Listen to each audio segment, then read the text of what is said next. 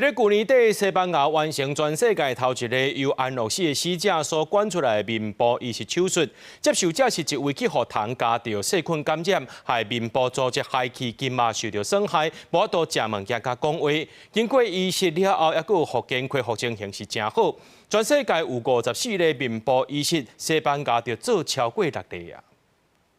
这个查某患者接受过面的移植手术，伊伫巴塞隆纳的希格伦国大学病院医疗团队陪同之下，手术了后头一届公开甲大家见面，伊感谢观众者甲家属，嘛分享开刀了后的心情。Sé que estaré bien porque tengo que estar bien.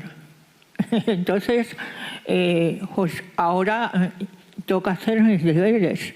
porque ellos ya han hecho todo lo que han hecho y están ahí dándome soporte. Pero claro, yo ahora tengo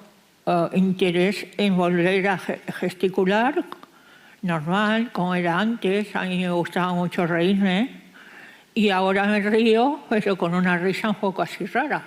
虽然面的表情甲讲话小可硬正，不过这个患者手术了后，经过4个月复健，总算会当讲话甲食物件。2年前，伊去有汤拖顶着，伊的面引起真严重细菌的感染，医师甚至无法度正常喘气，因为伊的情形真激烈，无法度透过一般整形外科技术来治疗，所以医疗团队决定甲伊做移植面的手术，用一个再生就同意器官移植安乐死捐赠者的面，而且病院嘛讲出捐赠者以支持捐器官的初心。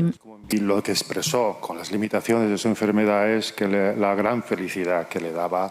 pues el poder no solo donar todos sus órganos, no solo donar todos sus tejidos, sino también donar la cara para ayudar a todas las personas posibles. 这届手术动员超过100个医疗人员，经过真复杂的显微外科技术，差不多24点钟才完成。开刀的团队都要确认所有的筋膜、神经等等的结构，拢要准甲接起来。而且移植面的手术比对的条件相对较严格，毋但血型一定要同款，头壳大细粒嘛要差不多。伫西班牙伦理上嘛规定性别要同款才会使。 嘛，因为即届是安乐死的捐赠者，甲传统捐器官有紧急的时效性来比，医疗团队有较侪时间来规划，而且伫手术进程做3D 的模拟，有关移植面的器官的历史，嘛写出新的记录。公司新闻张淑芬编译。